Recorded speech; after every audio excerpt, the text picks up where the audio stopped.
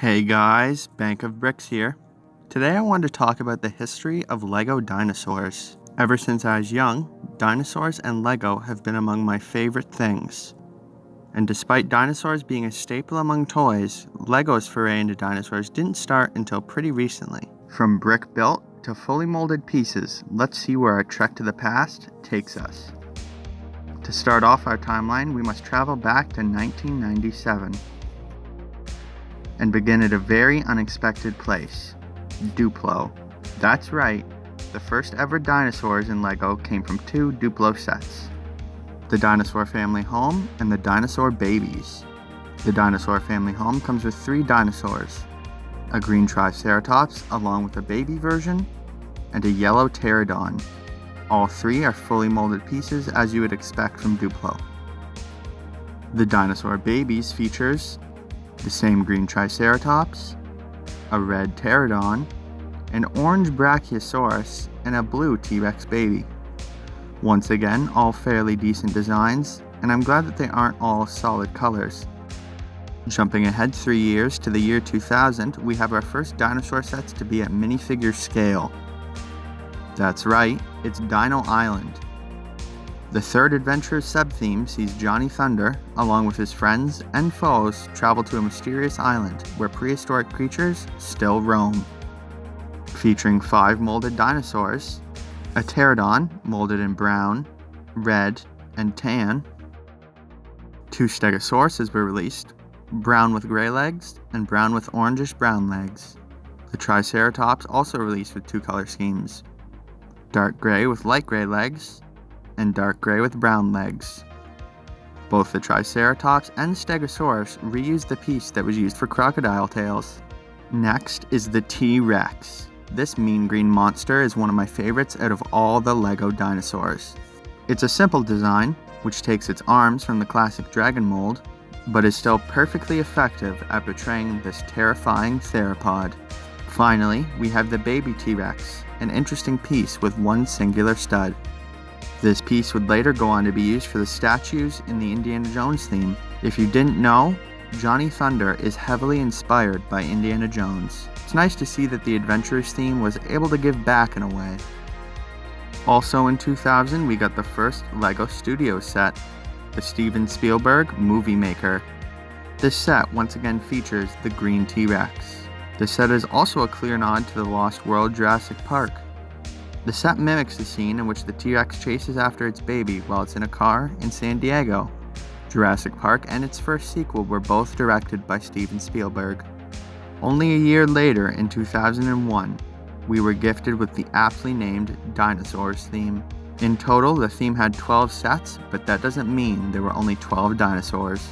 Each of the 4 main canisters released came with a primary model, as well as having 3 bonus alternate builds. This doubles the amount of prehistoric creatures you can create. Not to mention that the sets themselves are highly customizable, allowing for even more species to be made. Here's a list of all the creatures added by the Dinosaurs theme. Ironically enough, quite a few of the listed creatures are not actually dinosaurs. If you can believe it, that's not all for 2001.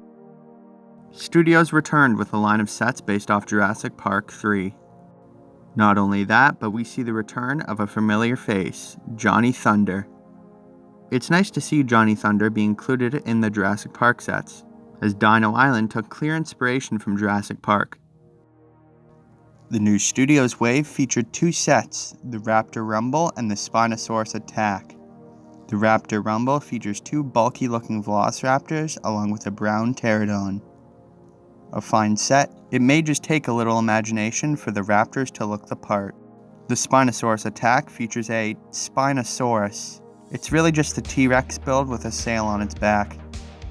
It's the same design as the alternate build from set 6720, neither of which resemble what the Spinosaurus was thought to look like in 2001. I have some personal bias as the Spinosaurus is my favorite dinosaur, but I'd like to see a set that depicts the modern interpretation of a decent couple of sets, and it's nice to see the introduction of the Velociraptor, as it was one of the major creatures that was lacking. Jumping to 2004, we have the wave of designer sets, 1 set and 2 poly bags. These are the first fully brick-built dinosaurs with no special molded pieces.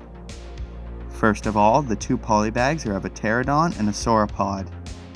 The main set features many different dinosaur builds at different levels of skill. It's very interesting to see how much customization was available in many of the dinosaur sets. LEGO has always been customizable, but to have official alternate builds is something that I feel is lacking in modern sets we see today. Now on to 2005, we get a very interesting case of regional differences. Dino Attack featured futuristic vehicles fighting off mutant dinosaurs. However, in Europe, the theme was known as Dino 2010, and all of the vehicle's weapons were swapped out for cages, chains, and hooks in order to capture the dinosaurs. This theme features mutant dinosaurs, which are pretty odd. Our first example is literally just called a mutant lizard. It came in the Steel Sprinter versus Mutant Lizard, and the Firehammer versus the Mutant Lizards. They appear in both black and in purple. I'm not going to speculate on what the Mutant Lizard is supposed to be. I assume it's just a creation of the set designers. Next up in the theme is the Urban Avenger versus the Raptor. This raptor is definitely a mutant. Its size is crazy, being much bigger than any real-life raptor could ever be. It's a scary design, with its sleek black color and sharp molded teeth. Finally, we have the mutant T-Rex, appearing in both the Iron Predator versus the T-Rex, and the T1 Typhoon versus the T-Rex. It's easy to see why the big guns had to be pulled out to face this creature. Coming with either a red or green underbelly, this mutant is impressive. Sharp claws, a head full of horns, and a tail covered in spikes. This design is awesome. What else is there to say? They made the T-Rex even cooler. Dino Attack really paved the way for molded dinosaurs that we still see today. An interesting theme with a unique story. We now must continue through a dino drought. From 2006 to 2009, we only saw a few dinosaurs pop up, some creator sets, as well as the return of some Duplo. With the amount of dinosaur sets and themes seen in the early 2000s, it's not surprising that we would go a span of time without any major releases. 2010 saw the release of the Toy Story 3 line of sets, and with that we got the figure for Rex. It does his character justice. I know he isn't an actual dinosaur, but instead a toy, but I felt it necessary to include him for the sake of having every dinosaur ever released on the timeline. Everything changed in 2012. Dino came soaring onto shelves, the theme that introduced our modern dinosaur molds. In contrast to Dino Attack, the heroes of Dino intend to capture and contain the dinosaurs, instead of outright fighting them.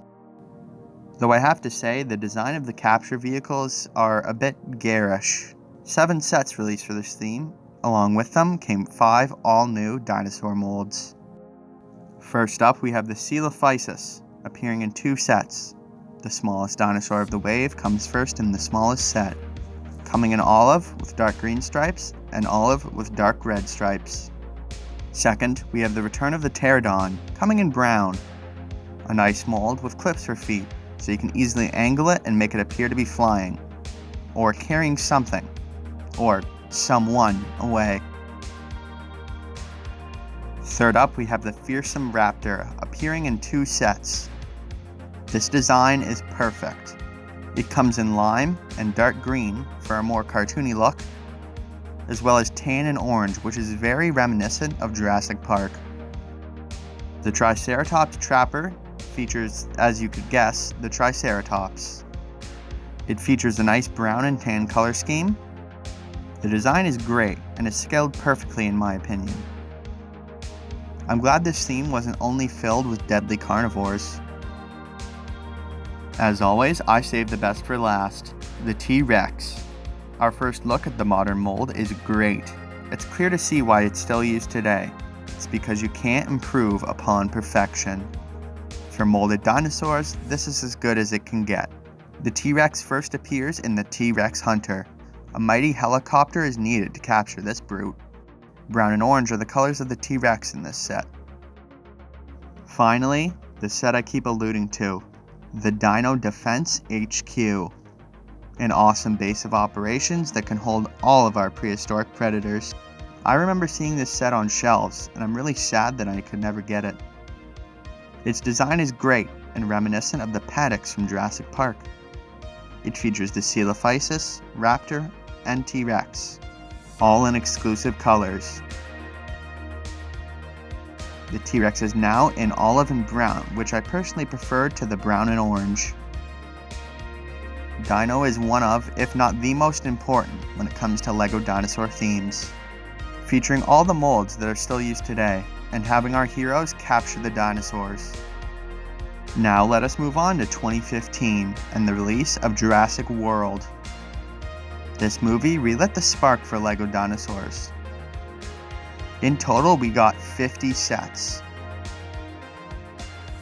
The first movie got us sets that included the Gallimimus, which was the same mold as the Coelophysis, a red and gray pterodon, many new raptor colors, and a new color for the T-Rex. The new molds are of the Dilophosaurus, which looks excellent, especially with the printing on the frills, along with the Indominus Rex, a hybrid dinosaur that's white and gray.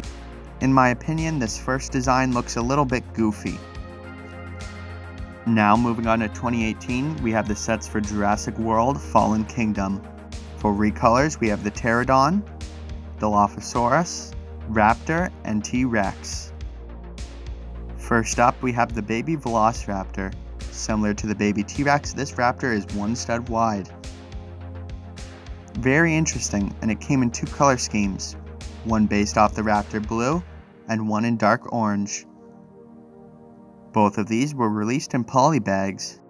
I wonder if, much like the baby T-Rex, we will ever see this mold get used elsewhere. Now onto the Stiggy Mylock, a great design and our first molded mid-sized herbivore. Finally, we have a plant eater in this size, and one that can fight back. The design for the head is phenomenal and incredibly detailed. The orange, tan, and brown colors look wonderful together. Next up, we have the Carnotaurus, a personal favorite dinosaur. This beauty shares the body mold of the T-Rex, while having a really unique, shorter head mold. The horns look fantastic. Finally, we have another hybrid, the Indoraptor. A sleek, black, and scary design. It heavily reminds me of the mutant raptor from Dino Attack. Both are tall with somewhat lanky limbs. I really like the stripe that runs down the side of the Indoraptor. It gives it a bit of personality. Into 2019, we only have one new mold for Jurassic World, the Baryonyx.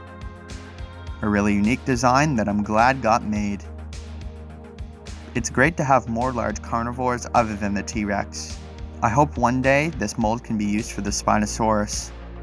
Also for Jurassic Park, we have the T-Rex Rampage, one of the greatest LEGO sets ever released. It features the biggest brick-built dinosaur to date. The T-Rex is amazing. I think this is evidence enough that brick-built is better than molds. Taking a break from Jurassic World, we have a bit of an interesting departure. We have Rex's Blue Raptors from the LEGO Movie 2. No new molds are included in any of the sets, but the dark blue coloring on the dinosaurs is rarely seen. Jumping to 2020, we have the baby Ankylosaur and baby Triceratops, both of which come in Dr. Wu's lab. We see another mid-sized herbivore in the form of the Gallimimus. The Gallimimus and Pterodon breakout. Great to finally see another dinosaur from the original Jurassic Park get the LEGO treatment. In the Indominus Rex versus the Ankylosaur, we get a new molded Ankylosaurus, and it looks great. The Indominus Rex in this set also looks a lot better. In 2021, we got the T-Rex skeleton, which is a unique combination of molded and brick-built pieces.